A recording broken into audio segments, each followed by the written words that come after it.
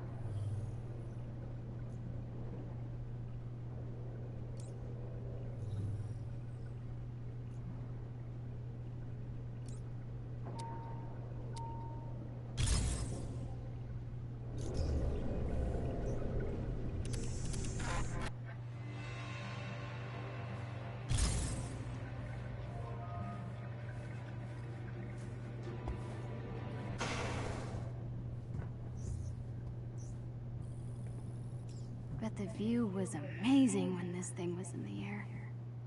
Maybe Mr. Stark can fix it. This place is kind of a mess. I think they were using it for storage or something.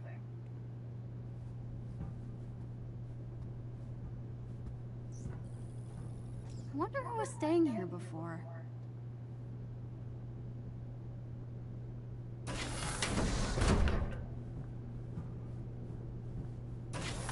I should go talk to Bruce. Or I could look around some more now that some of the doors are working. You know, give him some time to forget he saw me crying.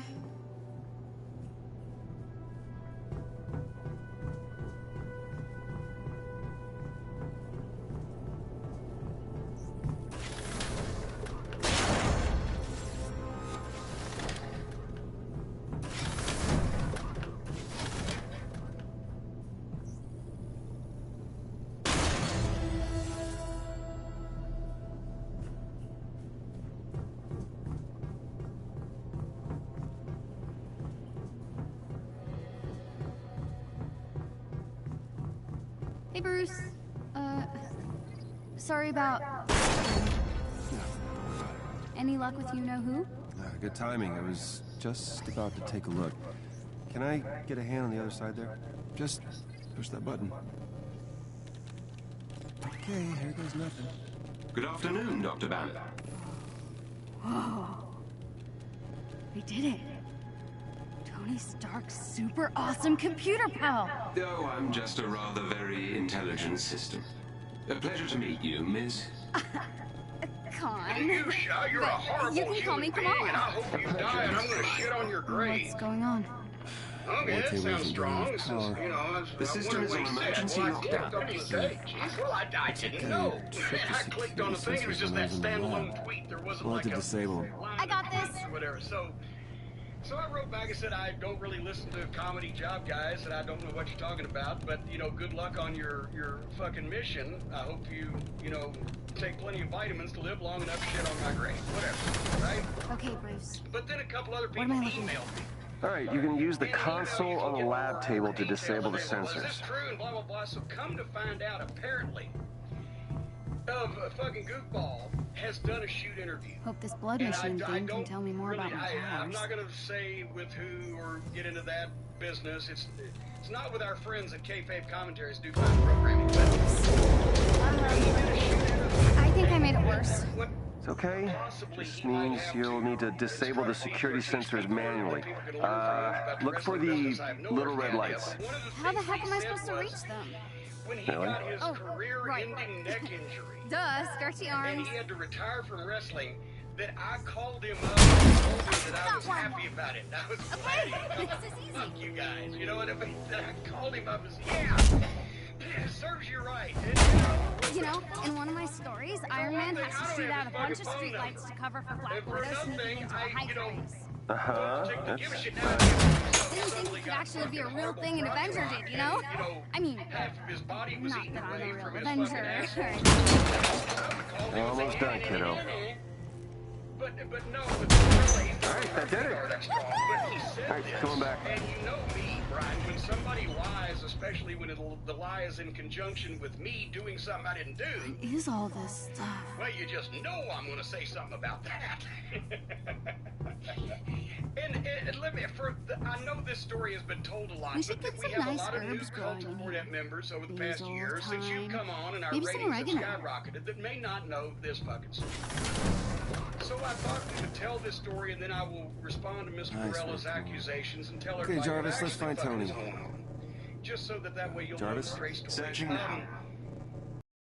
Something is wrong, Dr. Banner. That's not good. Oh dear. It appears my neural uplink was damaged when the Chimera crashed. It's highly specific shield technology.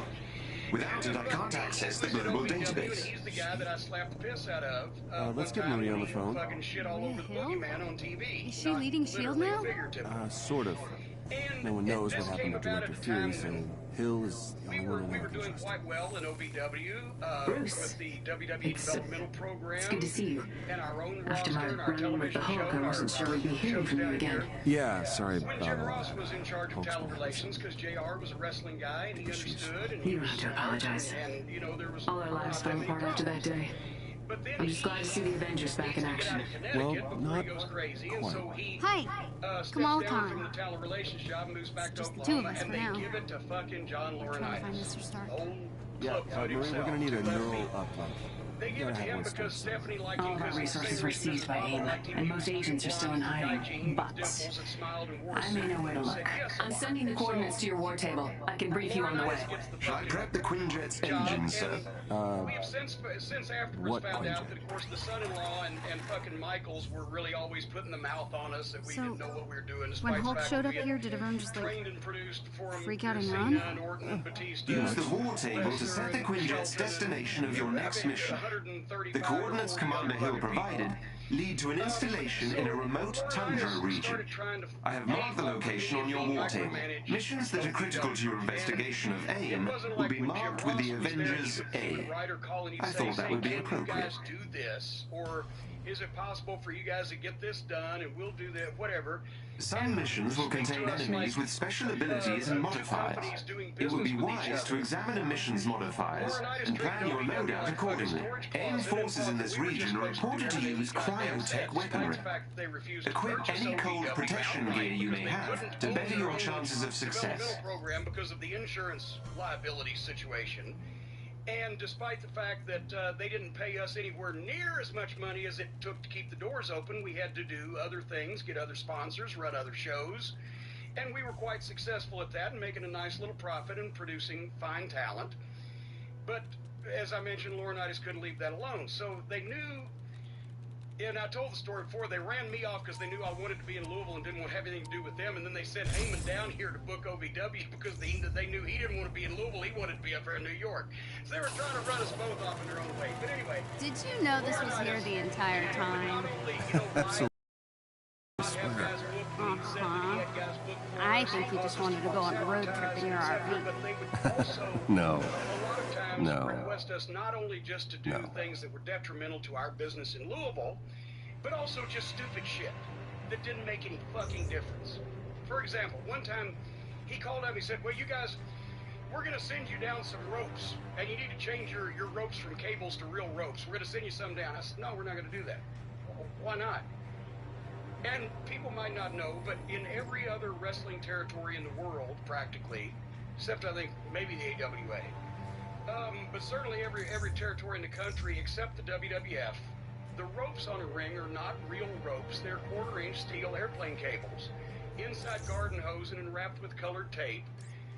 Because those are the ropes that are firmer, and guys can do springboards and can jump and spring off of them and climb them easier. And when you hit the ropes, you bounce off quicker. Okay, Hulk, we've got to find that neural uplink.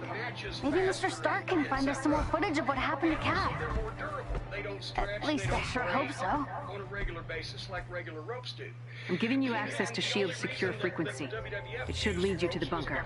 Hang on. I'm getting some interference. Something down there is blocking the traveler. See if you can find out what. On it.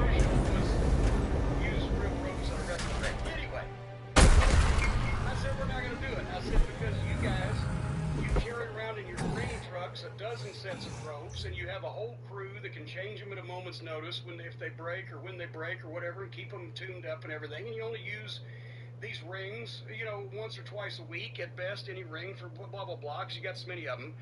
We have the same ring in our building all the time. We use it every day. We use it for TV. We use it Keep for an eye on him, Kamala.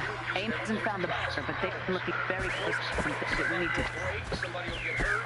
It'll be a pain in the ass. Commander Hill? Expensive to change. We're not gonna do Hello? it. And plus, I like cables, and it's our company. So, Guess it's just us from here. Not to worry. I will guide you to the signal channel. he sends them without even asking. They just send down a guy. They flew a guy down with like a half dozen sets of ropes to show Danny how to do them and show Danny's people. That obstruction should be around here somewhere. Keep an eye out. At this point, I don't know. He put him on the ring. Guess what happened 2 weeks later? The ropes broke while the guy was using in class. One of the bigger guys that had stretched and broke, and he got hurt. Not surgery hurt, but he got hurt. He was out of class for a couple weeks. Props, he came through. Anyway, Laura and I would do stuff like that. Just micromanage and just tell us what was going to go on with our own fucking business. If you're done observing the scenery... Right, sorry. I don't know That was Marty Wright. He was on Tough Enough, and he was a lifelong wrestling fan, but he lied about his age. He told him he was 30 and he was 40, even though he didn't look 40. I wonder what's inside that AIM building. If you're curious, there should be an external locking mechanism you can use to open the door. He was 40, so he lied about his Switch age. or something. Then they decided to look give him around, another Hal? chance. So they sent him down here to Louisville. And so I end up with a guy named the Boogeyman. Aim up ahead. So I'm Please thinking, look how past can them. I realistically present the Boogeyman? Plus, Marty had been on Tough Enough for a little while, but he had never really trained. He couldn't have a match in front of people at that point. Simply because he had not had enough training. So they wanted me to start putting him on television. Now they can't have a match in front of people. He's supposed to put on my TV. And then Marty was a great guy, and he was very dedicated and nothing. I'm not knocking him. As You'll have to deal with whatever's disrupting the signal before you're able to track down that bunker. Sorry. Carry on. He is the boogeyman. He's got anger management issues, criminal record. He's not all there. And if you see this guy anywhere around an OVW event, do not approach him. Call the police. Talk to OVW security. We'll take care of it. He's a dangerous individual. So he would come out from the storage closet, or he could sneak in the back door or whatever. He'd disrupt the match. He'd throw people out of the ring, and the was he could cut a button. Fighters came down. I'm one of the very few times they ever came down to actually see the guys that they were supposed to be featuring in the future. They did a promo that I thought was probably one of the best, if not the best, promos that I'd heard in a seminar class style setting from a guy who's been in the business. And I kept telling him, if you'll leave him alone for about 6 months and people don't see him because he knows what this stuff's supposed to look like already. He might be pretty good, and he can talk, and he looks great standing there.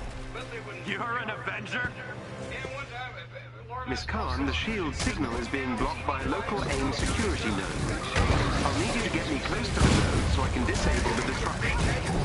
Okay, let's get close to that node thing. Thing. It's 5 o'clock on the day of our taping. Davis alone got a crew trying to put this production together. We don't have time for the last minute rewrites. Rookies on these things that match motherfucking people that are contagious and going to contaminate the entire operation. So we'll be on TV next week and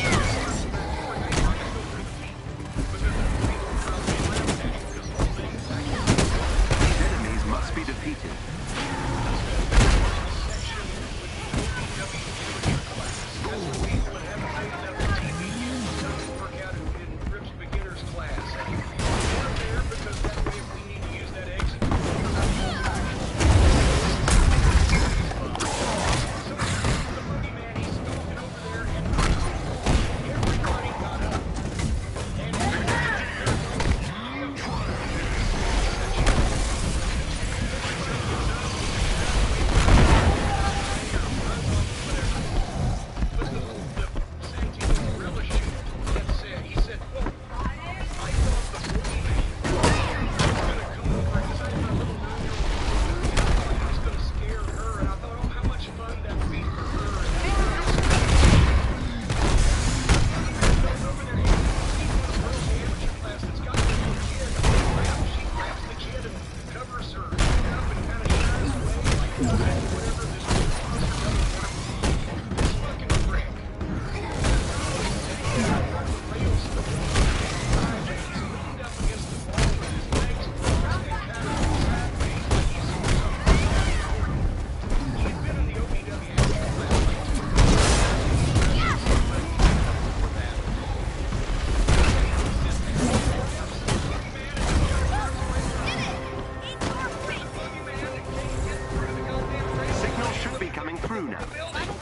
The tracker will lead you to the shield bunker. Follow the beats, got it.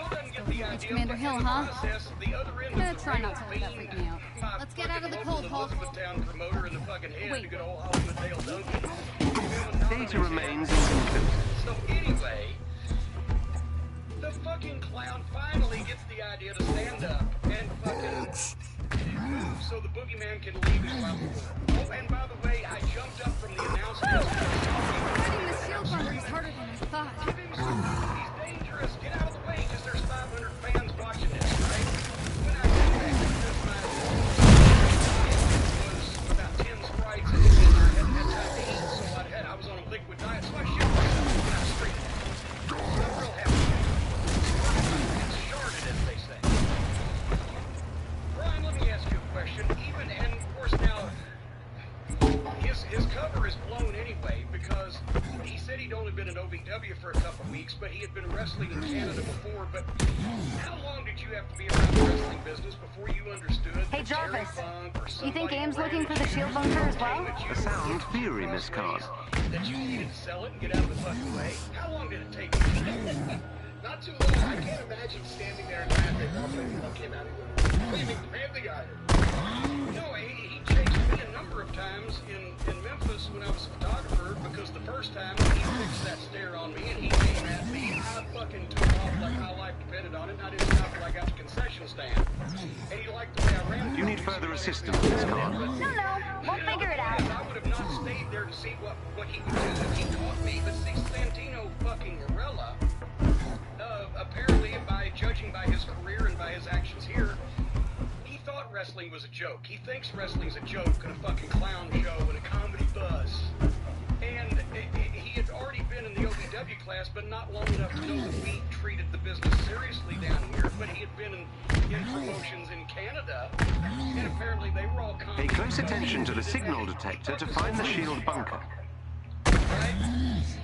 And so he was laughing because the boogeyman was going to scare his daughter and it was going to be fun. So anyway, we go to break, and I go back to the locker room, and I said, who is that fucking guy? And somebody said he's a member of the amateur class. I said, bring him to me. So all the boys are standing around to see what's going to happen, because they know what's going to happen, and the boogeyman is right there over my shoulder.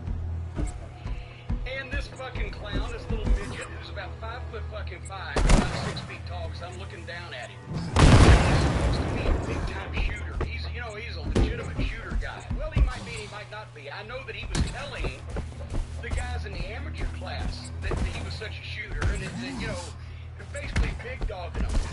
And, don't mess with me, because I'm a badass. I'm a shooter for this stuff. So anyway, they bring him in, and I go, why didn't you run from the boogeyman? And he said something, but he was mumbling. And I got the basher, so I said, what? Do you see anything? And he said, nobody told me I should run from him. Now at that moment, and I gotta be honest, I might not be honest, but at that moment, I saw John Laurinaitis' face in front of me, because I was having on a weekly basis to fucking fight this guy. Nice work. Let's hope that neural uplink is inside. I appreciate it. It is rather unpleasant existing without instantaneous access to all the information in the known universe. I was sick and tired of being told what to do with my television show. I was sick and tired of have to false advertise because they couldn't get their shit together. I was sick and tired of them micromanaging our company. And now, in the amateur class that hasn't even made it to What does it feel like? Not having nothing to do. Is it like losing your memory? I'm not sure what the human equivalent would be. I suppose it's like being locked out of the library. Oh, like when Ami shuts off the Wi-Fi. Quite. Your reaction indicates you didn't like it. Let me try this again. And I slapped him back and forth the paintbrush deal about 5 or 6 times. I said, you see that? I said, now, Wow, you can whip check me out all because this I'm a stuff. middle-aged fat guy, right? If you want to go right out that door, we go in the parking lot and we can fight. If you're so fucking tough that you can't run from this guy pointing to the boogeyman who's drooling on my shoulder waiting to fucking rip Morella's fucking head off. I said, if you're so big and bad that you can't run from this guy, then you can certainly whip me. Do you want to go out here right now? Because you can whip me. I said, because if you don't, tough enough to put me in that parking lot right now, then you need to sell for a fucking boogeyman and you need to get the fuck out of my building. And I whacked him a couple more times and fucking said, get the fuck out of my building, because this motherfucker's gonna kill you. Well, now his The neural uplink is nearby. I didn't want to hit this guy, because obviously, I could beat this guy up, but I'd get deported back to Canada if I hit this guy. No, he would have got deported to the fucking because if he'd hit me, the boogeyman would have fucking eaten him. Because he had just pissed on the boogeyman, just shit in his mouth in front of 500 people, and on tape that we couldn't post-produce at the time. And the boogeyman was not happy about it, and neither was I, because that's what happens when you fucking disrespect other people in the business. When you fucking blatantly shit on the business and somebody in it, somebody's gonna whip your ass. Back in the old days, it was usually the person you shit on. But in this case, it was the fat fucking announcer and booker of the company. That is the only interaction that I've ever had with Santino Marella. I never saw him before that. I never saw him after that. We've never spoken on the phone. I've never been in the same place as him at the same time again. So what he said was basically a lie. The other stuff he said was sugarcoating at best. And the fucking deal was, I just want you to remember Santino fucking Midget Marella, you joke, you clown. The only reason that you got a job was because you gave, there was a thank you for giving John Laurinaitis a plausible reason to get me out of the way so he could take over Ohio Valley Wrestling and run it and have it run the way he wanted to run it until they fucked Danny Davis. By the way, that story's been told also, until they fucked Danny Davis and signed a 2-year contract with him, so he renewed all the leases and made all the plans, and then 6 months later they canceled it. So that's where the origination of thank you, fuck you, bye came from, one of the messages I left Laurinaitis. But point is, they wanted to get me out of the way so that they could have their way with Ohio Valley Wrestling. Otherwise, Santino Marella would have never got a second look. A little fucking midget with no body, couldn't fucking work.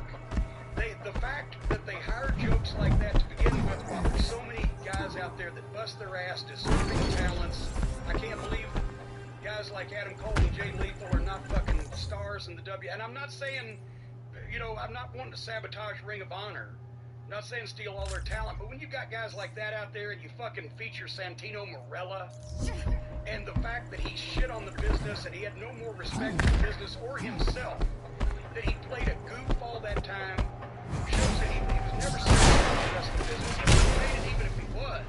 But at least he could have had the balls or the guts to say, oh, I'm not fucking gonna wear a goddamn snake sock on my hand and fucking walk like a duck and make a joke out of this every time I look at myself in the mirror. And if I'm so bad, maybe I'll go to the UFC. But just the fact that I believe we may have triggered a classified SHIELD security system. To do shit like that Avenger detected. is sad enough. It's sad enough. Hello, But Avengers. that is the It's been a interaction. while. And like I Nick said, Fury. I shouldn't have probably If you're slapped hearing him this, because he's just a then the fucking worst goof is and an happening. idiot and he was used I'm to comedy gone. wrestling. And that means I need you now more than ever. But I saw Laurinaitis' face. I always knew SHIELD might fall. And I was So I thinking, made sure oh, it also fucking rise thing. I again. should send, and I've mentioned this many times, These are the I should SHIELD send him a protocols. fucking Christmas card every SHIELD year was built because to protect that was the what I've world. been wanting, In like I times said, like this, when it all seems hopeless, I've been wanting to figure out a way that's out when of we've that got to stand situation strong. into. So I need a favor. Beholden to the WWE. Deliver these protocols to any remaining sub-director. They'll give SHIELD what they need to rebuild. Good luck, Avengers. Fury out. How do you quit on yourself? So they gave me out there. Director Fury. Like, who needs to... Those protocols he was talking about must be inside.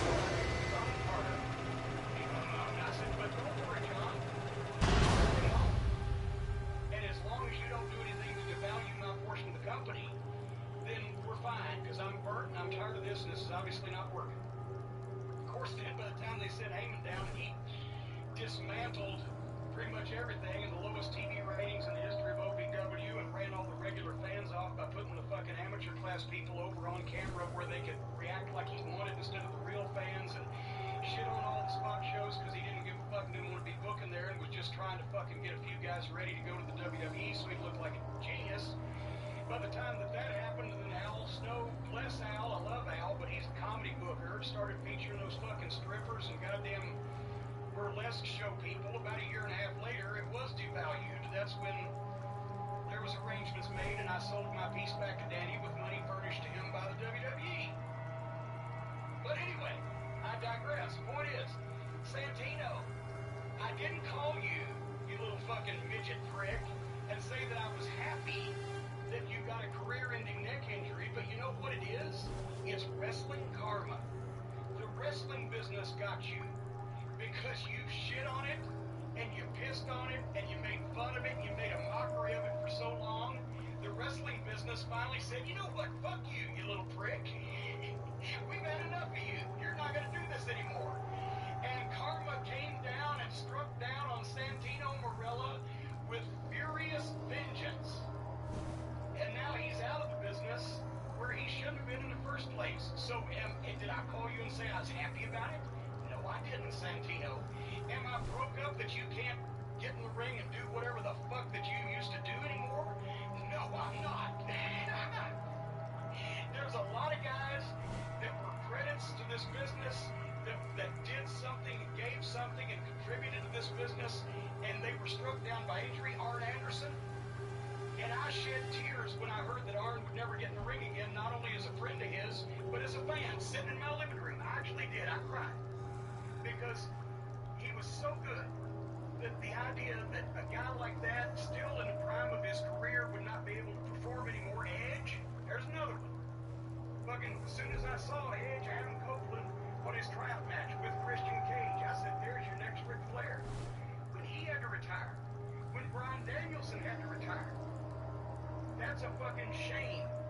Because they were credits to the business, and they took it seriously, and they gave their all, and they worked hard. Not only in the WWF, but wherever they went.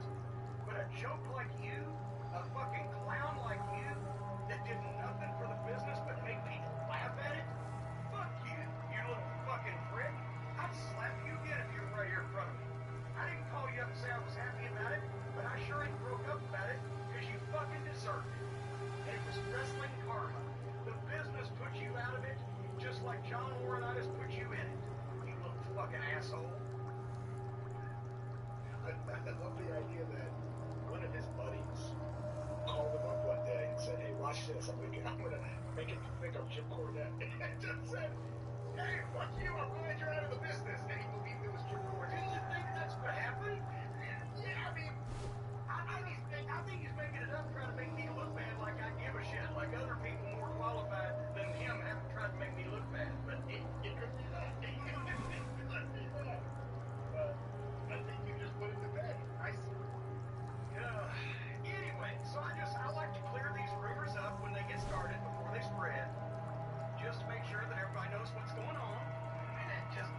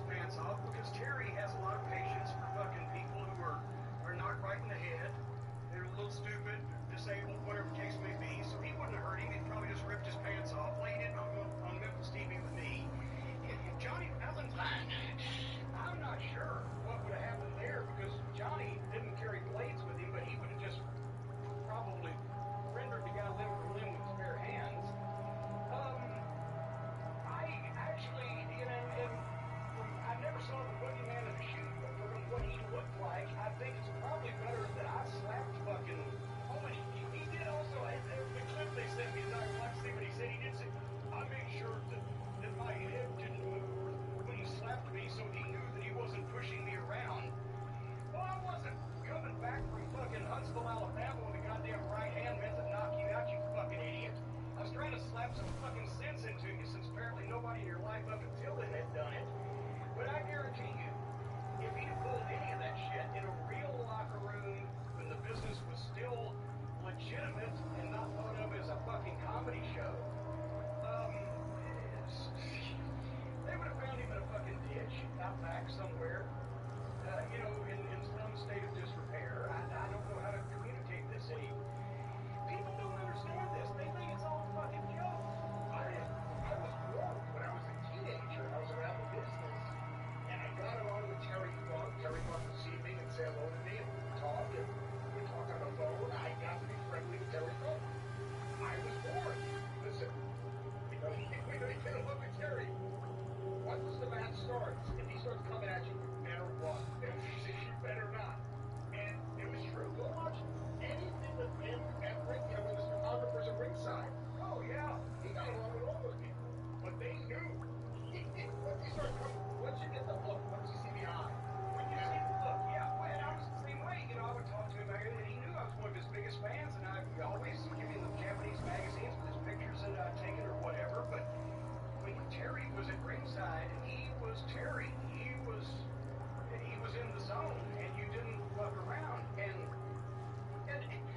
once again, this guy doesn't even have a goddamn a response that makes any sense, because even if he didn't want to jump up and run screaming like, you know, fucking Cam on Modern Family with the hands up, still, you don't laugh in the fucking guy's face. You look concerned, or like, what's the matter with this fucking guy? Or, you know, whatever. If you're in the business, I wouldn't expect a fan to react that way anymore. I've seen Terry Funk back down many a fan. I've seen Terry Gordy back down many a fan. I've seen the Sheik send entire sections of ringside running, screaming like Cam on Modern Family. But, you know, but there was no excuse for that reaction to someone who's supposed to be your brother, your brethren in a closed society in the wrestling business. You don't shit on somebody like that in front of the fans on fucking television. It was completely ridiculous. If the whole point too was he wanted to scare his daughter. He wanted to enjoy her being scared. I mean, looking at her, shouting to the Oscars. Yeah, would make her more scared than Tough Guy Daddy running away. It just basically it shows the difference in, and some people. I'm not gonna indict all of the young wrestlers, because some of them are respectful and take the business seriously, and obviously have a half a brain and just know how to react to what to do. But it shows the generation of the last 10 or 15 years that we have grown up with, that it starts at the top. Trickle-down economics doesn't work, but trickle-down attitude does. It starts at the top. If the WWFIE office doesn't insist on guys kayfabing, taking the business seriously, not being a clown show, not doing all this comedy bullshit, if they don't do it, then the guys think, well, why should we do this? And then they hear me talking about it. Then they think, well, he's just an old dinosaur, just because I was in the business when it actually drew big crowds on a regular basis. And we actually ran in major arenas. And it wasn't just 50 of that. The wrestling business now, microcosm for the United States of America, it wasn't just the 1% at the top that made money and everybody else fucking suffered. Everybody made good money that had any talent, and there were plenty of places to work, because it was taken seriously and not treated like a fucking clown show. But then you come along the last 10 or 15 years, and because of the example as set at the top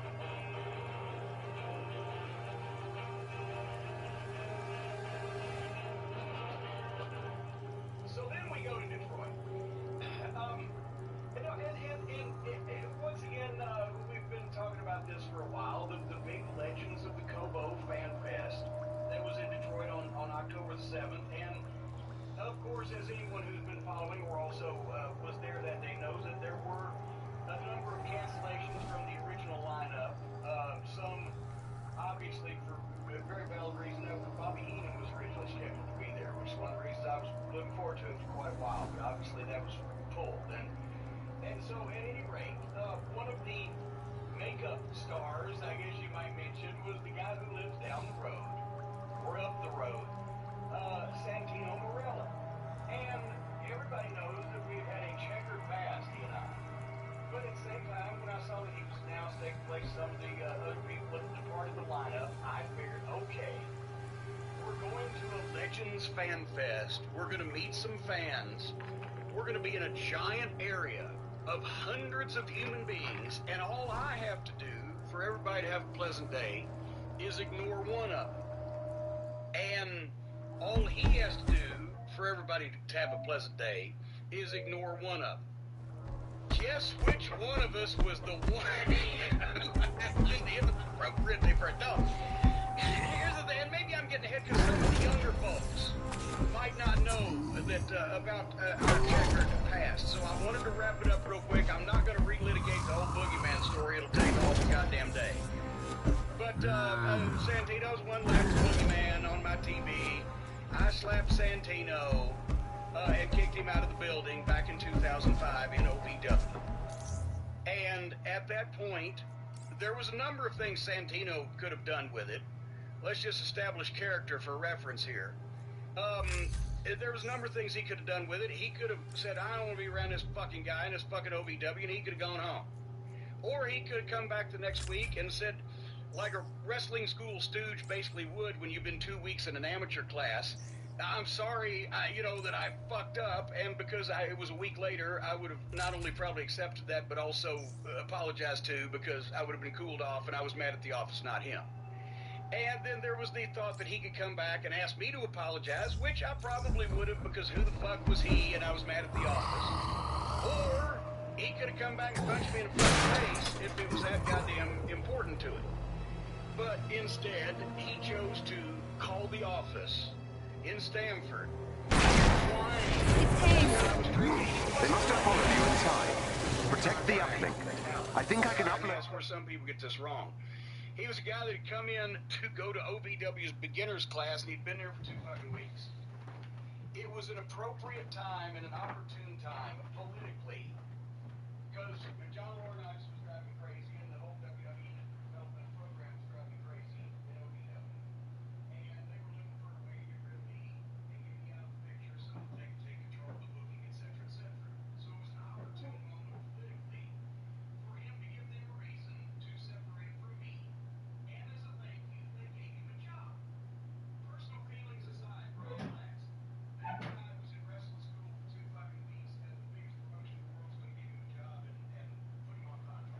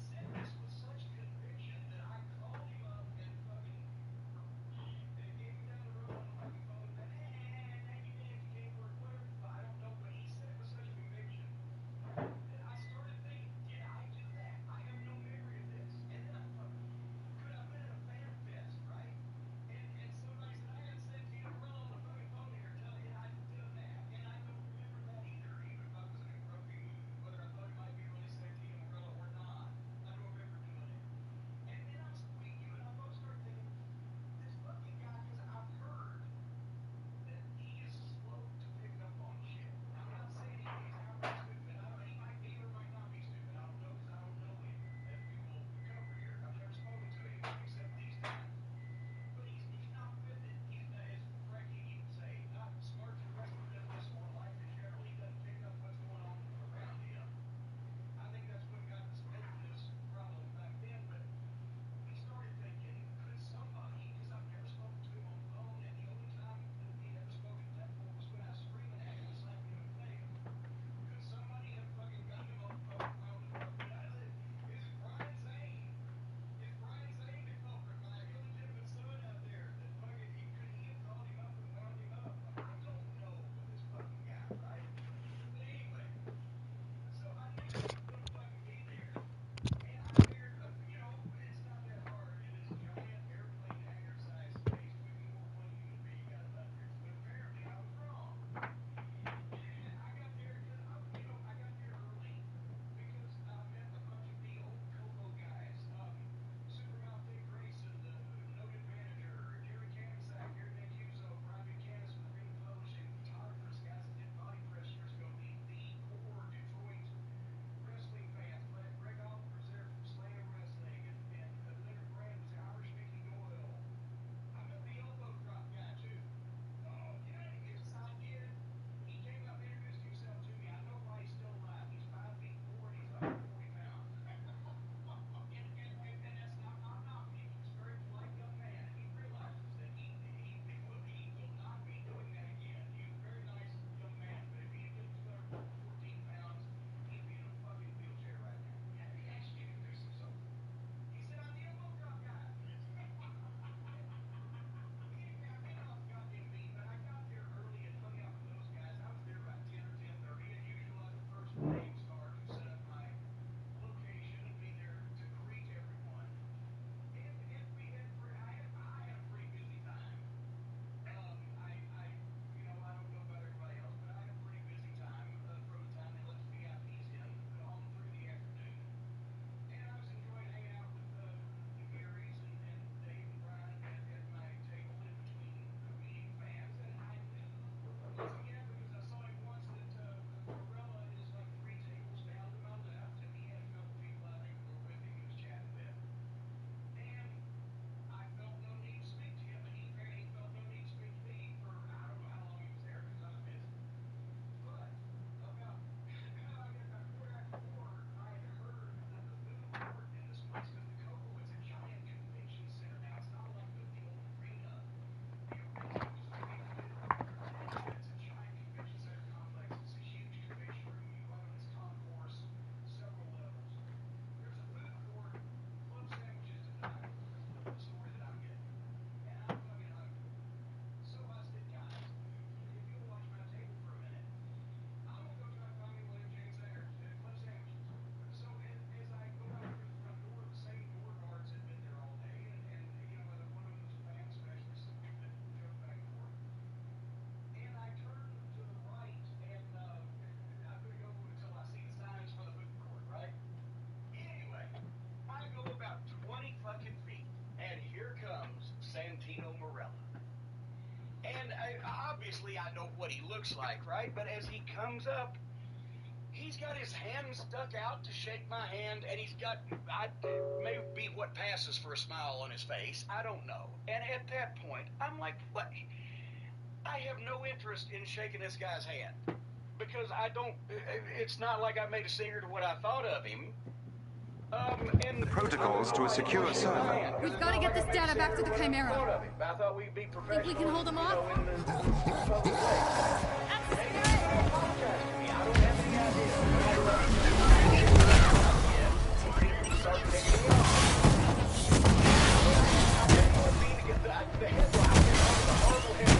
Jim Cornette snubs Santino Morella's offer of a handshake. I'll like me.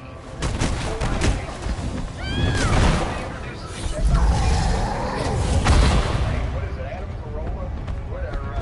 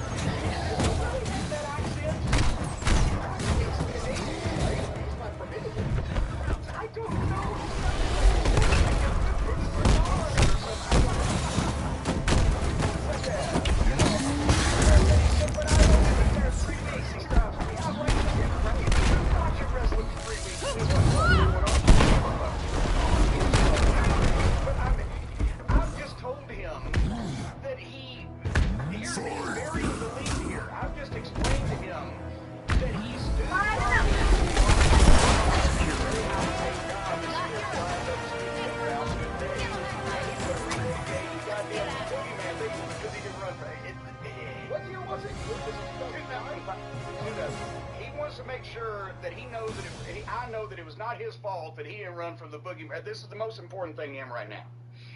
I said, if you've been there 3 weeks, if you watched wrestling, Wow. you know what the fuck. Director Fury. Got more than we bargained for, didn't we, Jarvis? We better get this back to the Chimera. Charting a course now. And you got a job being a joke comedy job guy. And I don't have anything to talk to you about. And I try to go again. And what was it he said? He said something else, but then he said, and I'll never forget these words, Brian, as long as I live, that Now that the neural uplink has been successfully installed, I can access my full database.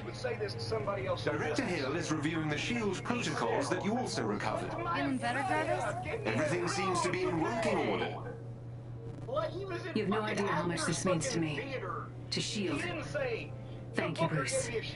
You too, Kamala. With this, I can start rebuilding SHIELD in earnest. If you ever need anything, give me a call. I'm sure we'll be seeing a lot more of each other. Looking forward to it, Director. I feel like I should salute or something. No, no need for that. Good luck, both of you. Jarvis, you think you can get us Tony? This will take some time, but I should be able to find Mr. Stark.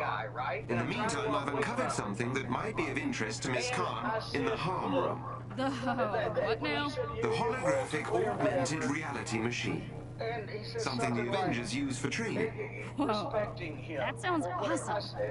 Did I disrespect you? The point is, I said I never respected you. I should warn you, the system may be a little irregular. Is this safe? Only 0.0001% chance of injury. Okay. I trust you. I guess. Proceed through the crew quarters. The harm room is on the lower floor of the hangar bay. Thanks, Jarvis. Is still trying to get me to hit him first. He could have ignored me. Or he could have come up and shook my hand, and when I said, okay, I shook your hand, we don't have anything to talk about, he could let me walk away from him. Or he could let me walk away from him the next time when I told him a little bit more about what I thought about him. Because what am I supposed to say? Am I supposed to say something different to his face than I have said in public when he wasn't around? Or did he think that's what I was going to do? Because I didn't do that. As apparently the guy's goddamn video that I didn't know somebody was shooting proclaims when I was in his face calling him a joke and a fucking job guy. Or whatever the fuck I was saying at that fucking point in time when he wouldn't let me fucking walk away from him. So when he gets in my face says, we can settle So this right awesome. here. This thing belongs I in a realize museum. he ain't gonna fucking, he ain't gonna hit me, but he wants me to hit him so that Mr. Jiu-Jitsu Jackoff can fucking stretch me with all of my bad body parts. And maybe, allegedly. And I'll admit, yes, he could beat me up. But you know, here's the fucking thing about it, Brian. Unless he could do the goddamn James Bond villain thing where he just puts 2 fingers on the back of my neck and his thumb on my chin and snap and I drop like the dirty clothes, he wasn't gonna fucking murder me right there before somebody did anything about it. And I've had people bigger than him hit me harder than he probably can. But what the problem was he didn't have the guts to do that if this whole thing had him so bent out of fucking shape. He didn't have the guts to, and if he didn't want the answer, he shouldn't have asked the question of what I thought of him if he come up and got in my face. But yet he's going to try to get in my way so that he knows that eventually I will snap. And I can hit him so he can either beat me up or sue me or whatever the fuck. But one way or the other, when he said we can settle this right here and fucking chest bump me out of walking past him, I realized I'm not going to go to jail in Detroit. Because that is the one thing that I'm scared of. So if we're out in the goddamn concourse, and I even tried to tell him, I said, we ain't got to settle shit, motherfucker. I said, there's witnesses around here. We're here to work, right? When I try to walk past him. And he won't. So all right. In this concourse, there was the people guarding the door down the way, and they couldn't necessarily see us. I don't even know from there. Maybe they could. And there's some people walking by, but there's 3 different events. There's some kind of video game goddamn thing in town. So all these people didn't know who we were necessarily. So they weren't watching real fucking close. And I want to make sure if somebody was going to hit somebody first, if somebody's going to jail, it wasn't going to be me. So I turned to the people, hey, witnesses! This guy's trying to start a fight with me, and he won't let me walk off from him. And once we had some people paying attention, I said, now, motherfucker, I ain't got a goddamn thing to say to you. And I ain't gonna hit you first because I ain't going to jail. If you hear, so just let me fucking go. By then, here comes some people. And get the first one on the scene is goddamn, I shouldn't say goddamn, I'm sure she was a nice woman, but it was a female security guard who was 5'1". I was flat-footed. I'm looking straight over her as she's trying to get in between us. But at that point, I'm vibrating. And I should explain, do you know vibrating? My code word was Stacy. I don't. It's not a safe word, it's a code word. When I'm vibrating, that means I am losing my sanity. I've told everybody I've got an anger management problem, and when I'm vibrating, that means that I'm fixed to hire a lawyer, go to jail, cause some kind of trouble, say some shit, or do some shit, even to my own property that I should not fucking do. I've come to recognize over my life this feeling. It's called vibrating. And if it happens, I tell her I'm vibrating. That means we got to fucking go now from wherever we are. If it's in a store, we leave the fucking shopping cart. If it's a goddamn public place, we get out of it. I need to get away from you fucking people. I'm going to do something that I'm later on going to be fucking sorry about financially or otherwise. I'm not in control of myself. And I'm fucking vibrating at this motherfucker. Because now I'm sitting, everybody was having a good time, but now because this little sawed-off fucking prick, who was a goddamn joke and an embarrassment to my profession, had to make me tell him to his face that he was a joke and an embarrassment to my profession, and he can't consider himself ahead on the fucking roster, that he got a big-time money-making job because people in that spot, even if you are the butt of the joke on the popular show, make a lot of money. And so he should send me a Christmas card every fucking year, but he's got to press this fucking issue. He's got to be a smug little prick, like he always has been. And so now I'm done with the whole goddamn thing. But now, by this time, since I'm screaming, fuck you, you little fucking prick, and he's fucking screaming at me, more people have arrived quickly, and there's this goddamn mass chaos, and I'm getting fucking madder, because now I'm like, goddamn, now I gotta fucking go. And then they're leading him off, and then first the security guard was like, yeah, you have to leave, and that's what I'm gonna fucking do. Then the goddamn people from the door come over telling those guards, no, wait a minute, the other guy was the one who fucking started it, he should fucking go. Well, then they're going after him. Well, then some woman ends up, I told them, I said, I'm going in there to get my shit, and I'm out of here. But they said, you can't go back in there in that room with him. I said, fuck you, my shit's in there, right? So they're gonna come with me. Fine, but then we got clogged in the goddamn door because some other woman is yelling at the security, and I don't even know whose side she's on. And now I'm trapped in this glob of about 30 people trying to go in the double doors of the convention room. So I'm vibrating, which is the condition that I'm in when I've lost my mind, and I do all this shit that I get in trouble for, and I am trapped without being able to move one way or the other, even with the security guards, because we're all stuck in this closed space in the middle of 30 people, which is my personal Dante's 7th level of hell, right? So I fucking finally bust loose from this goddamn human cholesterol, and I'm running up to the table, and I'm telling fucking, I think Drayson was there, I believe, yes, and Mancuso and Kamensak. I said, guys, load it up, got to go. And we start throwing shit in boxes. And here comes somebody else, and I say, because then they've taken Morella back to his fucking table on the other side of Al Snow. I said, fucking, I'm not going to be in the same building with this fucking guy. And I told Drayson to tell Malcolm Monroe, who I had not yet seen that day. I don't know why he was hiding. I have no clue. But I had not seen him that day. I told him to tell Malcolm Monroe, the promoter, to keep my money, that I was done. It may have been worded a little more harshly than that. But I said, guys, load it, and I had my dolly there. I'm like, load it up. We got to get out of here. Well, then here comes the goddamn security people to say, sir, you have to leave. No shit. Get out of my way. But then they're going over to talk to him. Then here comes Drayson. Oh, no, then here comes a real cop. There was one real cop, but he was the only one with any sense. He comes over, he says, come here. He says, what happened? I said, this fucking guy, blah, blah, blah. He said, do you want me to stay here? I said, yes. Keep people away from me so I can pack this shit up and go. So now I've got a cop guarding me so that the people trying to kick me out won't interfere from me leaving. And I'm fucking vibrating again. Then we get the shit and off we go, right? And we're wheeling the shit out. We get in the elevator. We get up to the top because we're parked on the roof. The Kobo roof is a giant parking structure or whatever. So, as we're throwing the shit in the back of my truck, and I'm apologizing to guys that I can't fucking hang out, blah, blah, blah, what we were going to do because this fucking, I'm insane at this point. My pocket rings because Mancuso and Kamensak came with me, and Leonard Brand, I think, was there. But Drayson had stayed down there. Drayson's calling. Now he's next to Malcolm Monroe's guy. Malcolm Monroe wants to know if they kick Morella out, will I come back?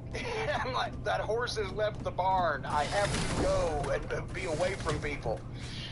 So then they apparently went to fucking, the security got together, and they fucking went to Morella and fucking kicked him out too. So basically the stories where either I tried to apologize to him or he tried to apologize to me or I ran away from him or we were both ejected. Well, technically true, we were both ejected, but I could have been out quicker if security had stopped interrupting my leaving to tell me to leave. And, but basically that's the story. Now, like I said, I didn't take my money because I didn't fulfill my commitment. I sincerely hope that he didn't take his because, for one thing, he wasn't worth anything. But for another thing, he didn't stay and fulfill his commitment either because he got his ass booted because he's a fucking prick. So, if everybody wants the story, that's the story. And if you think he was wrong, that's fine. If you think I was wrong, I really don't give two flying fucks. Because there's no law on the books that says that I have to like this guy. And there's no law that says that he has to like me. The only law is that we can't get in a big fucking hey rube in a goddamn public place, and that's the one law that I was trying to follow. But if you don't want the answer, motherfucker, don't ask the question. I wasn't going to stand there and say, oh, I'm sorry, I was just working, or it's my podcast, or whatever. I told him, without cussing him, that he did something for me, but he didn't mean to, and he got something out of it. And we didn't have nothing to talk about. He didn't want to leave it go. I wasn't going to say anything different to him than I've said about him. So if he wasn't just going to come up and pop me, it was a fruitless exercise. And you jiu-jitsu jack-off, you had the opportunity to blindly fucking pop me while I stood in your face and told you you were a joke. You didn't do it, and I wasn't interested in doing it. Because I'm 56 years old with bad body parts, and I can't whip you because, goddamn, to be honest, I'm not mad at you enough, motherfucker, to want to whip you in public and go to jail. You're not Vince Russo. You're not that important to me.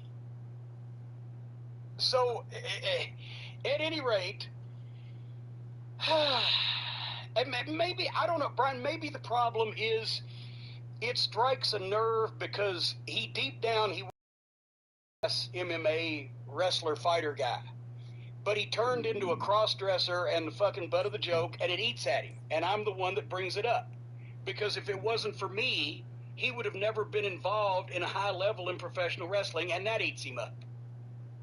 Am I being too psychological here? No, well, I thought about it. I'm like, what is this guy trying to achieve here? Because I can understand being mad at you. And look, you've been pretty honest about this whole thing. I mean, you just said it here, in 2005, 2 weeks later or a week later, if he'd come up to me and apologize, here are the different scenarios that would happen. And more than likely, I would have said I was sorry too, because it wasn't about him. It was a bigger thing, and unfortunately, he was stuck in the middle. And, I've heard you say, in fact, the last time this all came up, this is on YouTube now. It's on tinyurl.com/corner-YouTube. The last time it came up, you said, I probably shouldn't have stopped. I mean, you've been very honest about this whole thing. You've never been like, I'm glad I did it, fuck that guy. Like, it was never about that. Like, I've never had any, I can't hate this guy because I've never had any interaction with him, but besides the fact that, once again, I launched someone's wrestling career, and it couldn't be a Steve Austin or an Arn Anderson or a Great Worker or a Ricky Steamboat. It has to be goddamn, but I'm offended by the flavor of him.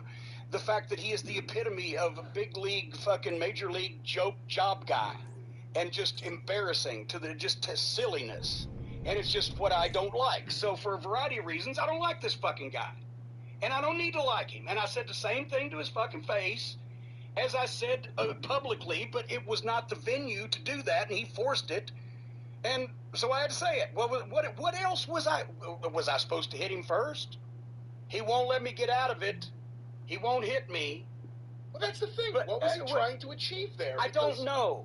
Because if I don't like someone and I'm determined to fight them, I'm going to fight them. I'm not saying I want to do that, but I mean, I've been in that scenario where I really want to punch this guy in the face. You know what? I think I'm just going to do it. But this was more of, he had something he was trying to, like, prove to himself, and then he just couldn't figure out what to do next. And, you know, look, I can understand him having a loss of pride because of that incident, and then it being a bewildering incident to a wrestling school trainee. I don't blame him for that. He had multi-$100,000 years in the wrestling business to salve his wounded pride. He made several $100,000 at least between salary and merchandise and royalties. I mean, for I several just flew on a Quinjet to a secret shield base. We saw Nick Fury, and now I'm talking to Jarvis and not keeping my this employee of yours hit me. And they more than likely No need to say, apologize, all right, Miss we want to Conrad. make sure this guy doesn't sue us. Because Exactly. yeah, so let's give him a job and let's hook him up for the next few years. Even though, with all due, again, I don't have a problem with that. I don't know the fucking guy. But he I'm couldn't surprised work. this thing made it to the Eventually archive found and his back in gimmick one of being the piece. joke guy. Olympia but they archive. originally pushed him Yep, as a serious that's worker. where we Now, found it didn't you. work because he Not wasn't much left good. of it now. That was all because of the incident in OVW, which wasn't about him. He was incidental. He was, he caught the He was on the periphery. Periphery is a good word. Right. Of things. But I mean, him going up to you there, and I know when you went down to Florida for WrestleMania and you did the What Culture show, you don't like Joey Ryan. You've been very vocal about your thoughts about Joey Ryan. You shook his hand when you were up next to him. You did the right thing. You were professional. Yes, I did, because I was accepting these people's money to be in their locker room and do a job for them. So he was in the locker room and I was standing there, so I shook his hand, said, "Hello, Joey." He did not speak to me, but he did shake my hand.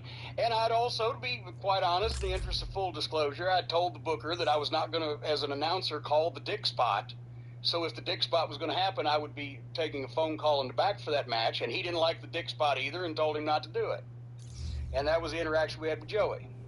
But I didn't fucking go up and litigate to him our goddamn issues of where I thought he was wrong or he thought I was wrong, or force a conversation if he said to me, "I don't have anything to say to you," because that actually, besides not speaking to me at all, that's the best thing he could have said to me was, "I don't have anything to say to you," because then my conscience would have been clear to not talk to him.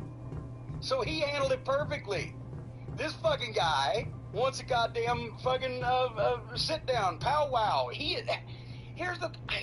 It's not like Tully Blanchard, as we've told the story, slapped me one time, and we, after initial tension, have been once again cordial to this day. Bill Dundee, when he was the booker in Mid-South Wrestling, slapped me in a locker room in Lafayette, Louisiana one night for something wasn't even my fault.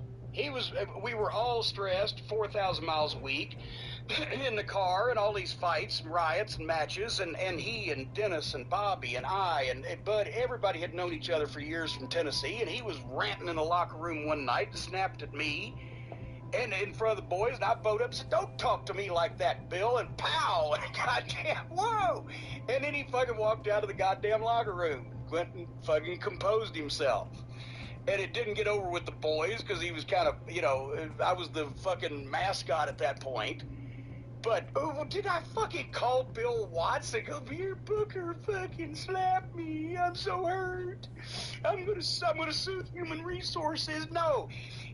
Besides the fact, I was the main event heel manager, but he was fucking Booker. He was more important. I was lucky to be there in that spot with my experience level, and we were fucking tense for a couple of days, and then over a period of time it's been forgotten because I respected him as a great wrestler and a great booker and a guy that was making me money, and he respected me as a talent that was making him look better as a booker, and we could move on past that. There is nothing about this fucking guy that I can look at in a serious fashion or respect in any way as far as what his contributions to not only the wrestling business but my personal life. So therefore, I refer to my previous statement. Is there a law? I gotta like this fucking guy. No. And again, with the Joey Ryan thing, you were paid to be there. You weren't, and it seems like Joey Ryan wasn't either. You guys weren't going to disrupt the show in the locker room for this. And with him, he didn't give a shit. And, Well, hold on. I'm just starting to think. I've just said earlier, he's not real bright. Or as quick. On the uptake, as my mom used to say. Do you think he was just gonna think that, he was just gonna come and he was gonna change my mind with whatever he had to say about my thoughts on him, and we were gonna leave pals? If he had gone up to you and said, look, Jim, I've heard what you said about me, and I know you've heard what I've said about you. Well, I didn't give him a chance to talk. Now, Okay. I will admit that. Okay. When we shook hands, I said, Santino, I've gone back and forth on you. That was my statement to him. There was not going to be a conversation. I've gone back and forth on you. You did me a favor, but you weren't trying to, so we don't have nothing to talk about. That was going to be our interaction if he'd have let it be. See, he wouldn't let you go, but he also wouldn't do anything. And I don't know what he was thinking, only he knows what he was thinking. But, considering everything that went down this year with the restraining order, my thought was he was trying to entrap you. That was my first thought when I saw the video and I heard about what happened. Because originally when the reports came out, it was, and this is funny, it was Jim Cornette tried to attack Santino and has been kicked out of the Kobo. Like, what? And then the story started coming out that, no, he didn't try to attack Santino. That's ridiculous. But he wasn't doing anything. I think he wanted you to do something. Look, this is a guy who got a job because he called the office. Who knows what he said? Well, now he needs a job. I guess those gyms are expensive. You know what he should have taken? Here's another fucking uncircumcised prick and pickle liquor that I'd like to just mention. Joe Cronin. Remember, we talked to him once because Star Maker Bolin had him doing his show for a little while, and Bolin fired him because he was such an annoying fuck. Joe, if you're listening, you stupid fuck, this fucking idiot gets on Twitter, and I have to explain, he looks like one of those guys from Long Island that wants to be a white rapper, but he's 30-something years old, lives in his parents' basement with the droopy cap and the whatever, but he thinks he's Howard Stern, and he's got a cool way of talking in the microphone, and he's a very shock jock or whatever, and somehow or another he accumulates followers on Twitter instead of actual people. But anyway, he tweets us, hey, whatever his fucking Twitter thing is, and Jim Cornette, if you want to come on my show and talk about this, I'll pay big dollar signs. Like, I'll make it rain. You fucking moron. Like, if I'm going to talk about it, I'm going to talk about it on a real show.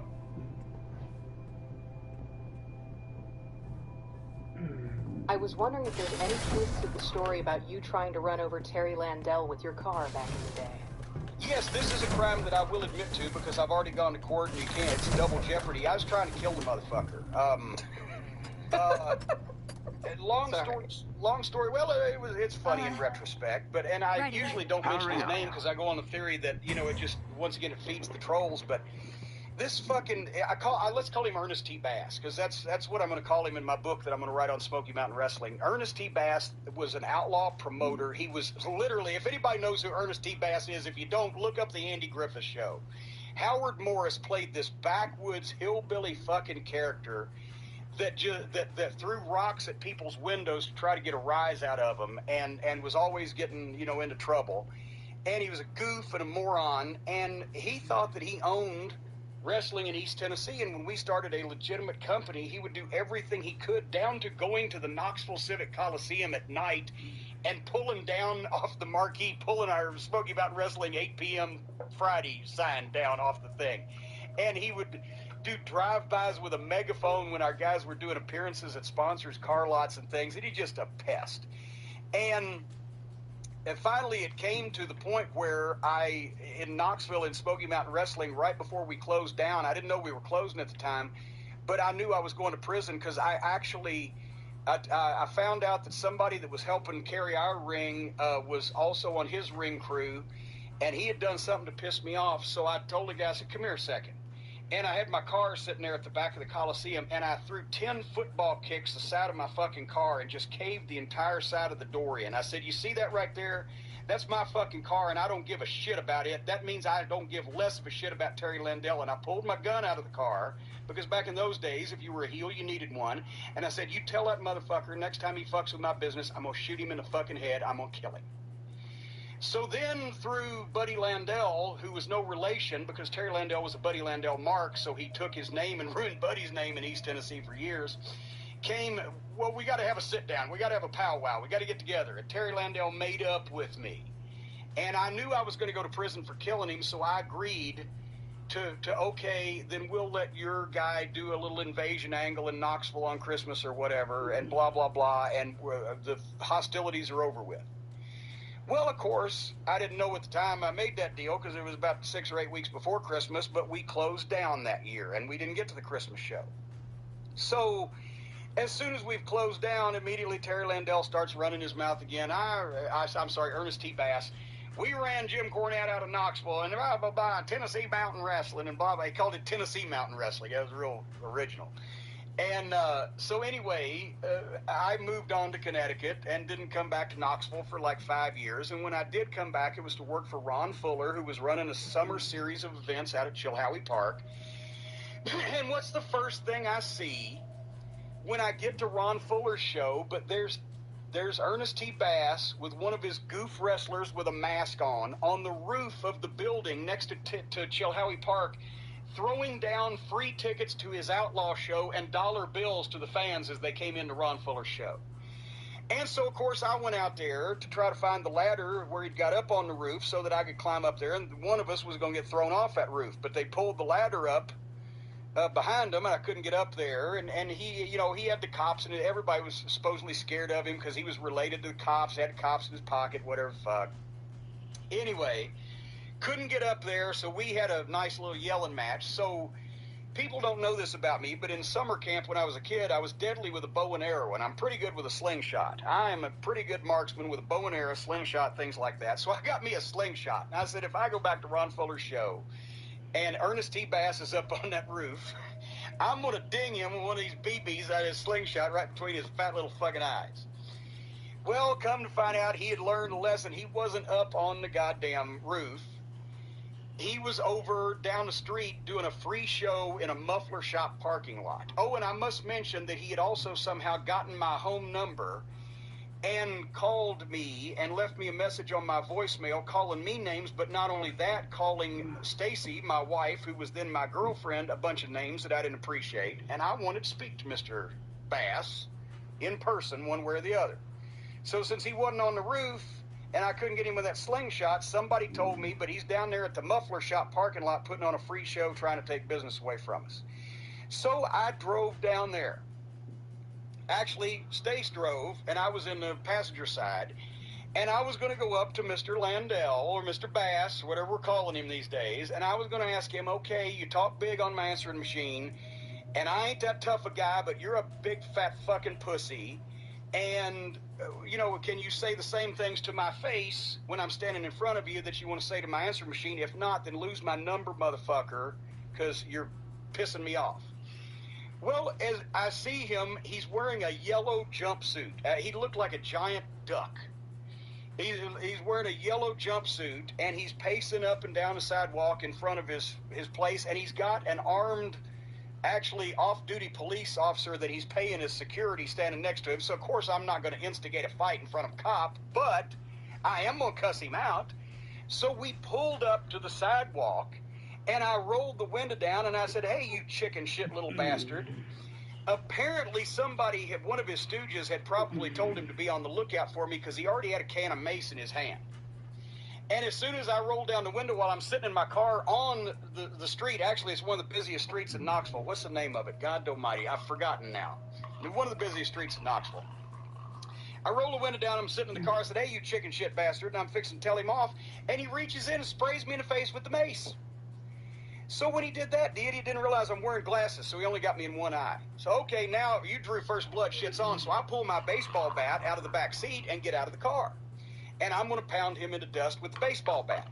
But one of his ring guys and one of his other stooges, one of them grabs me from behind around my arms, and the other one is trying to get the bat away from me. But the guy that grabbed me from behind grabbed my upper arm instead of my lower arm, so I still have freedom of motion in my elbow. So I'm over the back of my shoulder hitting this guy in the head with the baseball bat.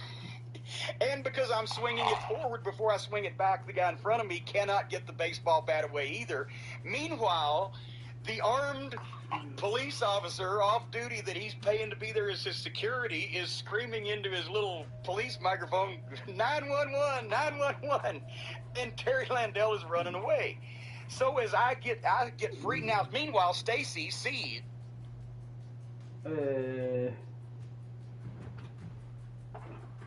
Hey, yo, maybe I'll better pull him, maybe I won't, you know. Hey, what do you think? Adrian!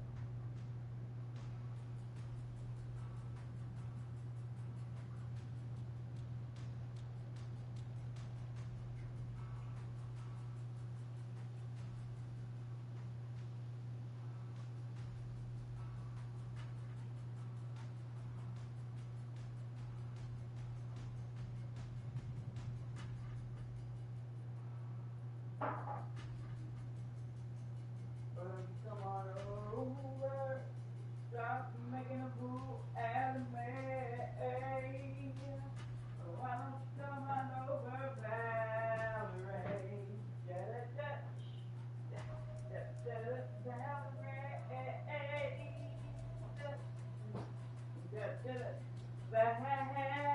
Valerie, oh yeah, yeah, Valerie.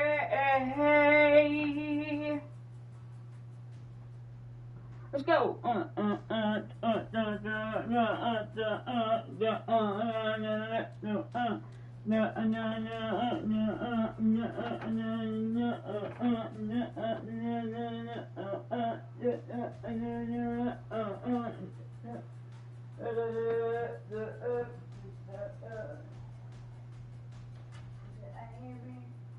Amy, I love you, darling.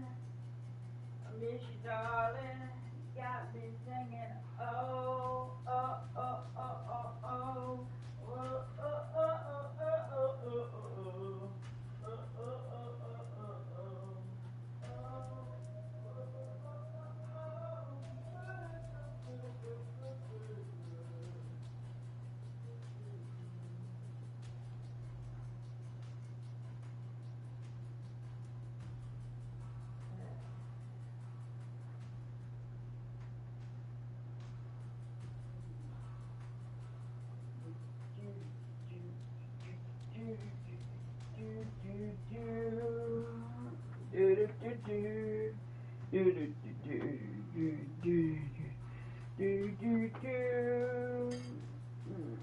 Burn, baby, burn.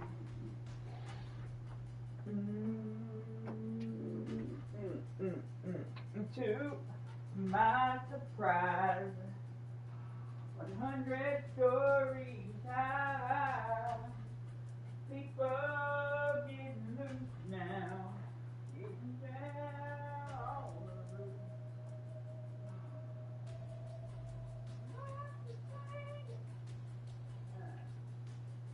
Out of control, it was so entertaining.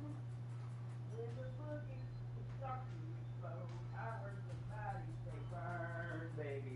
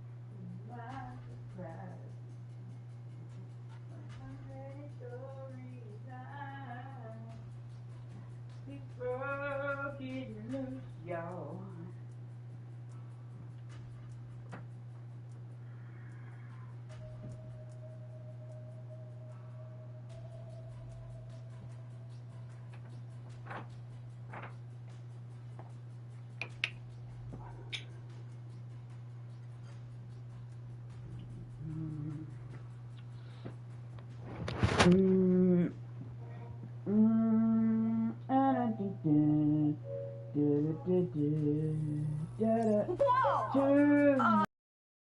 What? Welcome to the holographic augmented reality machine. I'm Iron Man! Indeed. I've patched in Mr. Stark's old combat simulator. I hope you don't mind. Are you kidding? I am Iron Man! Do your worst, virtual bad guys!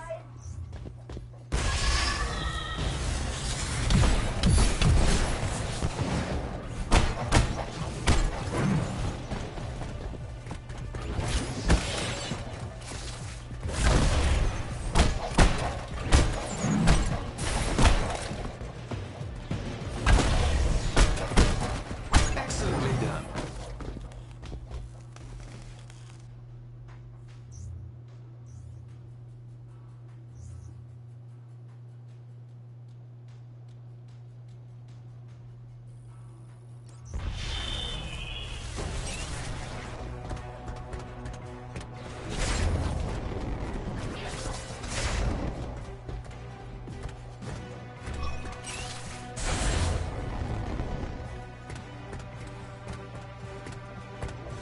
That was splendid.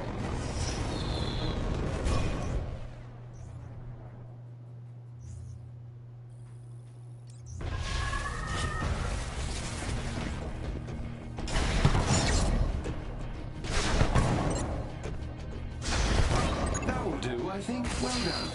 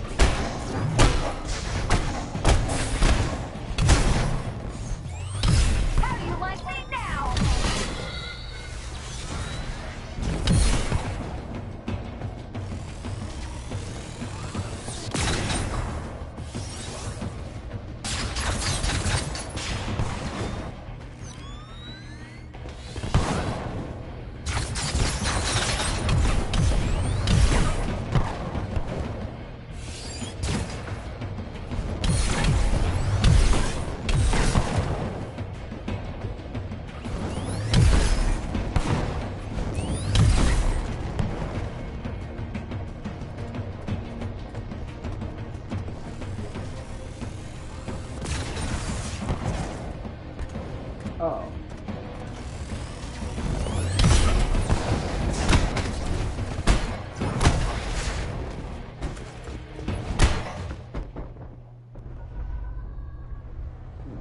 Heroic ability.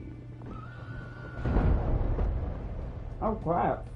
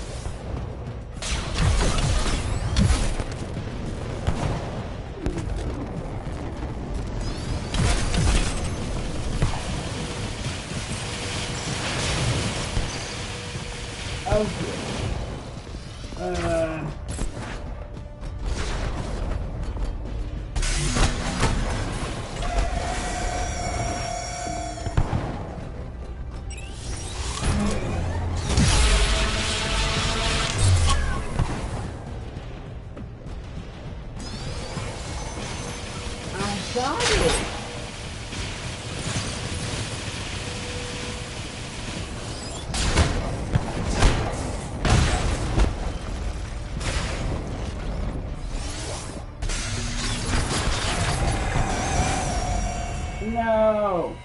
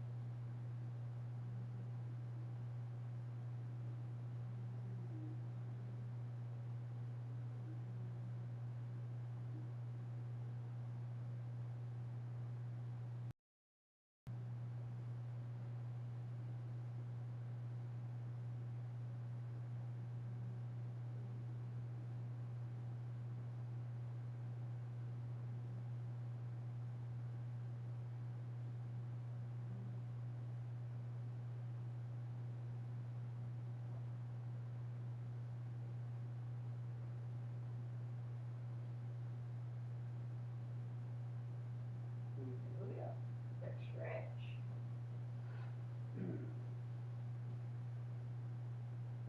We'll have to go forward again.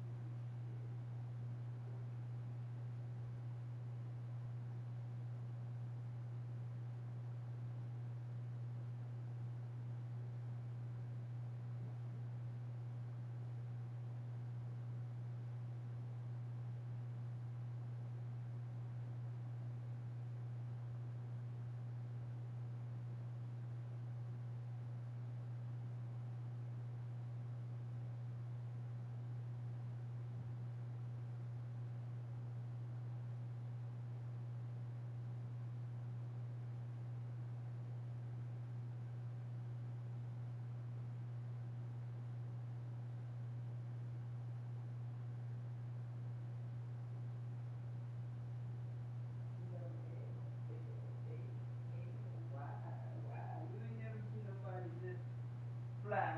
It's like we're back in school again. Now come on, children. I'm talking F-L-L-L-Y. You ain't never seen nobody this fly. And I'm gone. Ooh, ooh, ooh. Hey, hey, hey, hey. You deserve to be seen. Me. Mighty. Oh, yeah. Woo-hoo.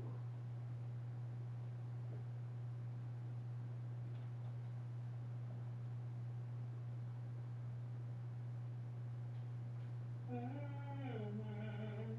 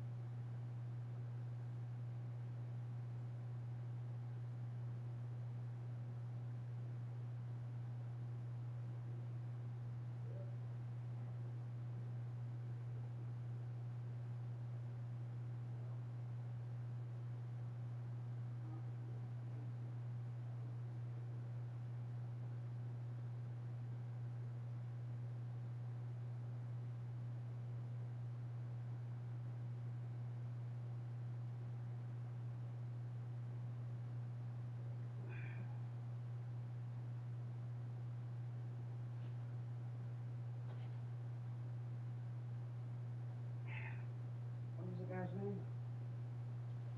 That became Abomination.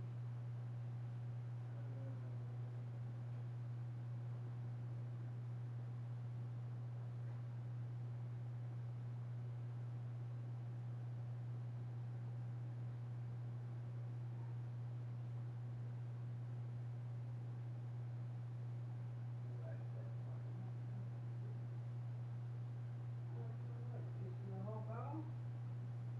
That's exactly what he's doing.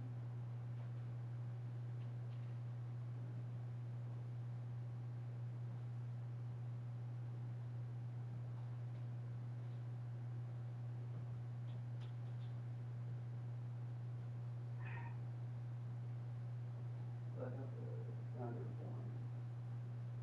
That's great.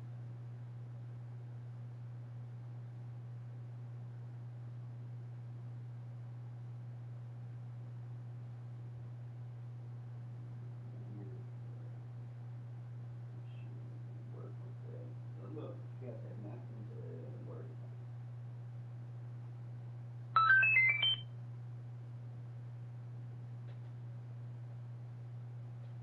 You have absolutely nothing to worry about. As a matter of fact.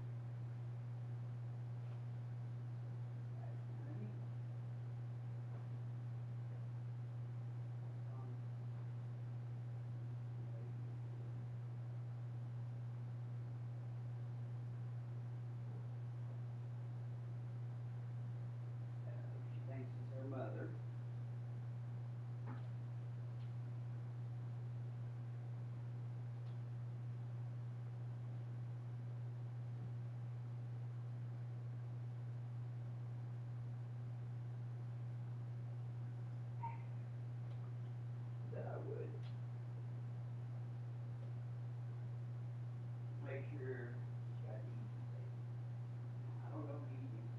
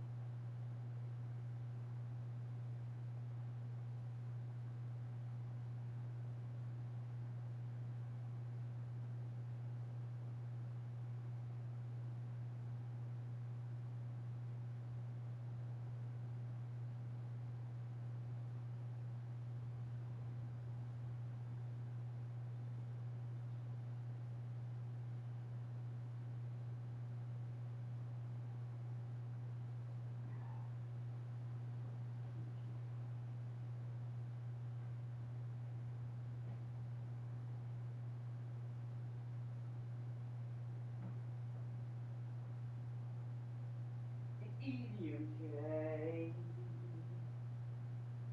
With enough help to change my plans today.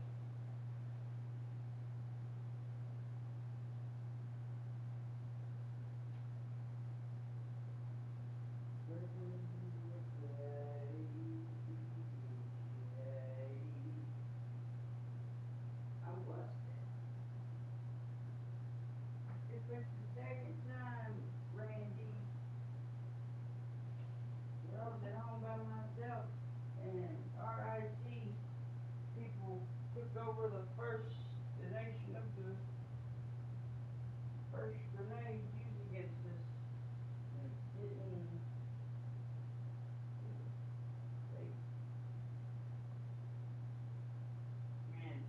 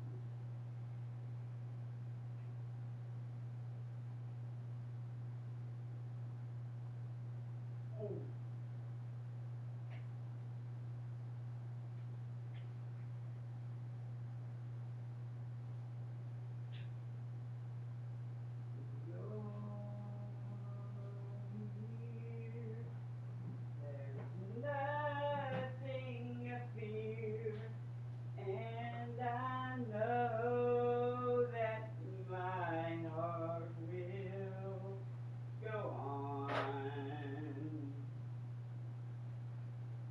Once more, you closed up the door.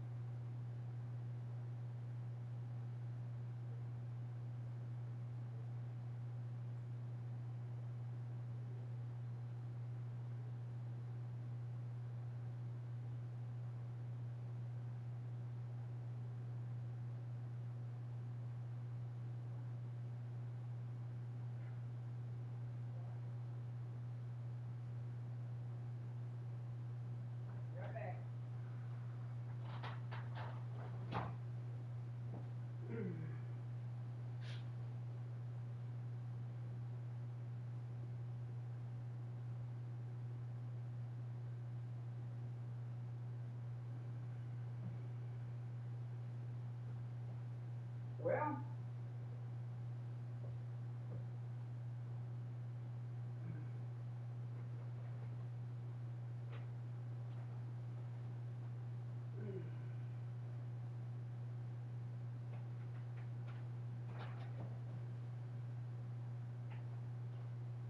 living in a jam with the X-Man in the UFC. Can't believe it. I'm in disbelief. This trick.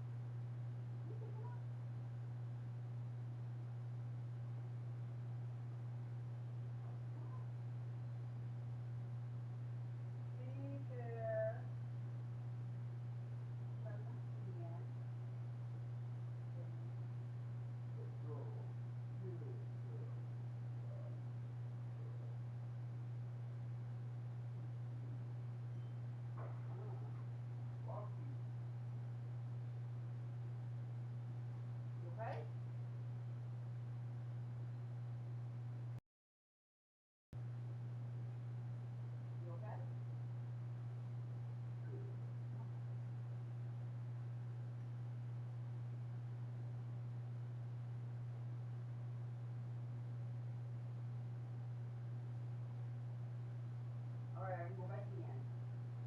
Thanks for coming down.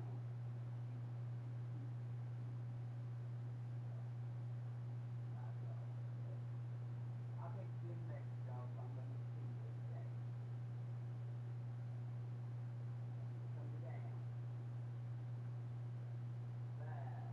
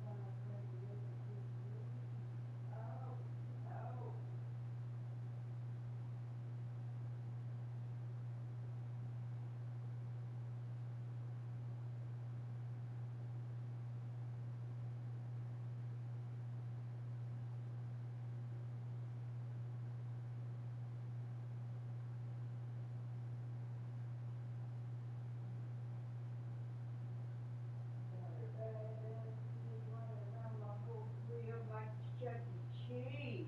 Oh no.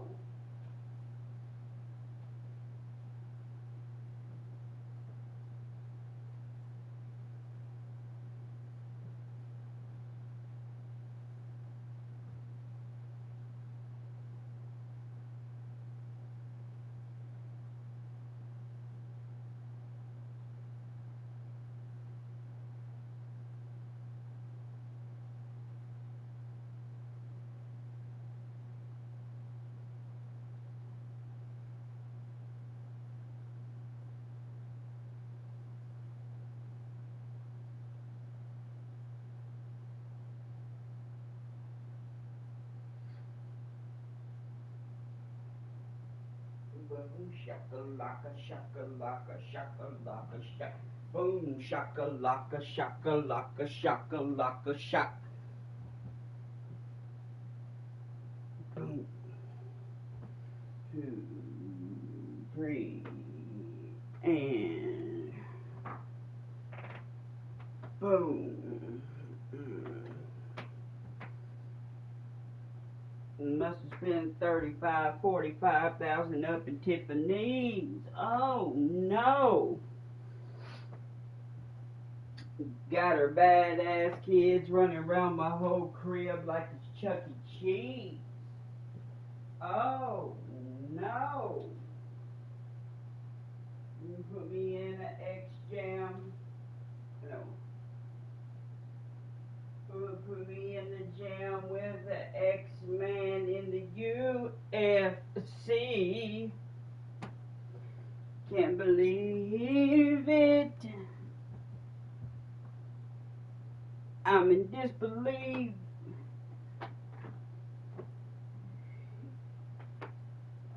This bitch out here paying her rent.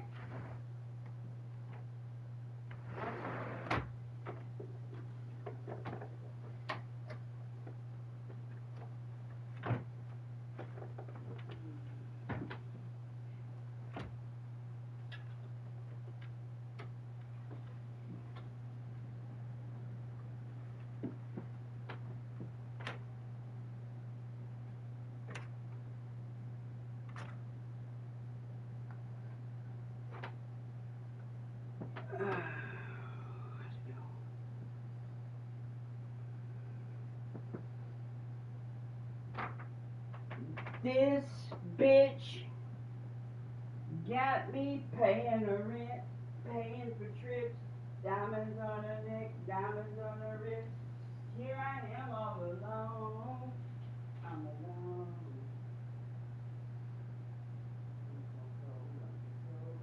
Got me wanting to make oh.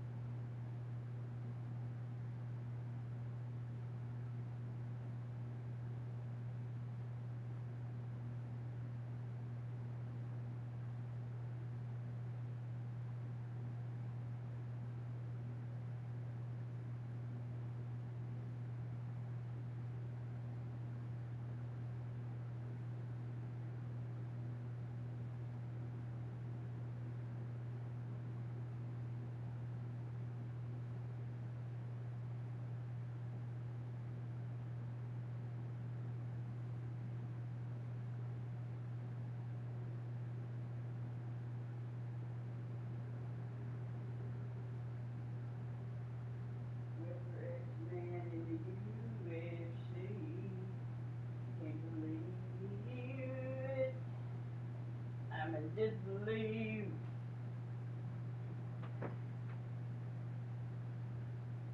This bitch got me paying her rent, paying for trips.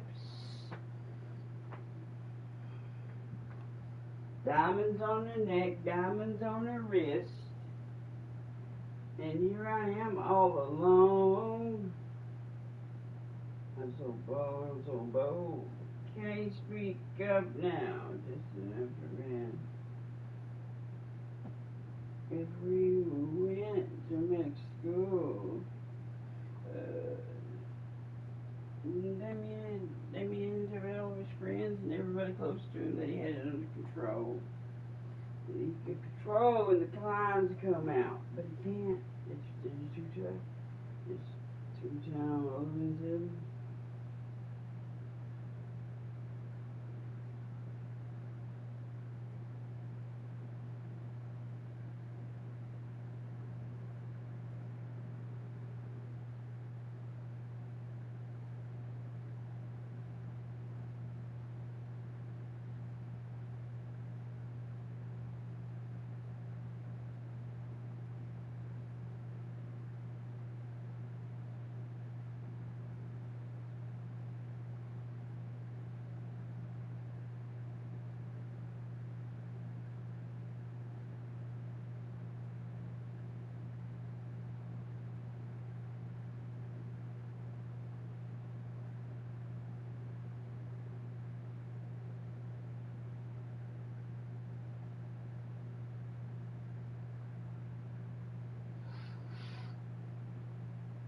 Big monster.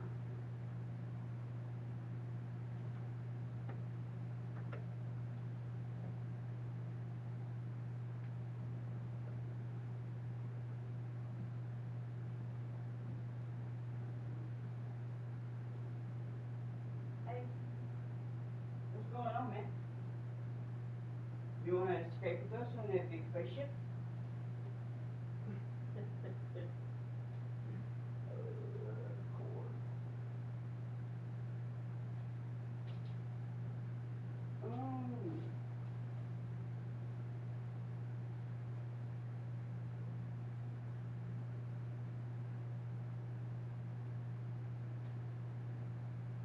You're not liking my dad? Well, then we're going to stick you up on the roof. Let your life be a beacon.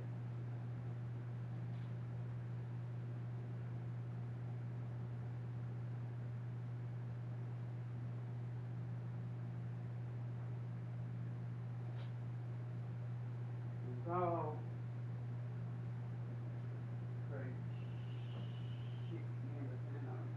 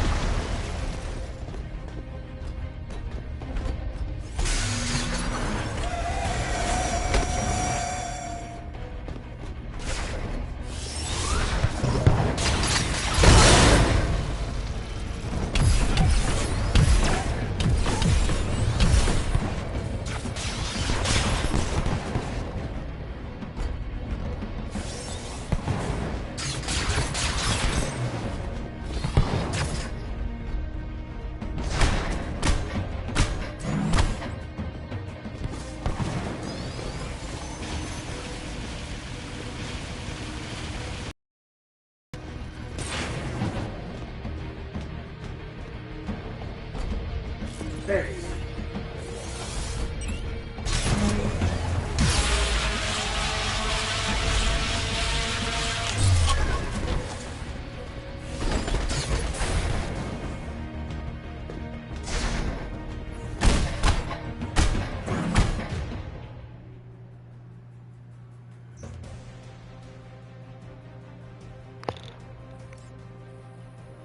It's over? Let's do it again! If you wish. But I believe I've located Mr. Stark. Oh, on my way. Mr. Stark's last known location is his ancestral home, Golden Acres. You may be able to find a clue to his current whereabouts there. Never heard of it. He really does not want to be found. Indeed not. The estate was located in a remote area of Nevada. I can provide you with the precise coordinates. Dr. Banner, I have completed the scans you requested and have discovered residual traces of gamma radiation in a remote area of the Pacific Northwest. It is likely that Ms. Rappaccini is experimenting with your research there. I have marked the location on the war table.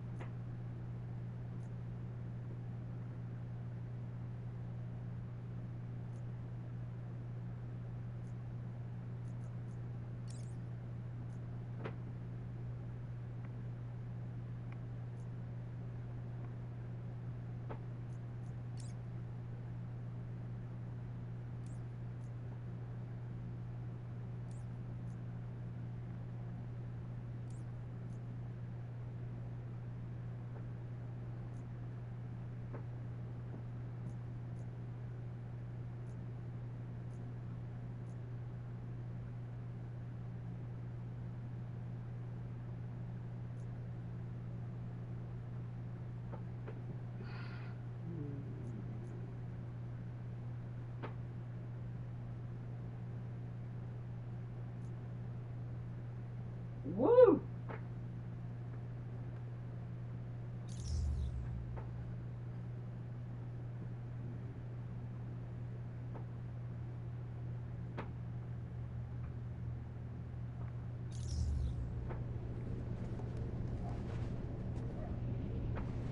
I want to character.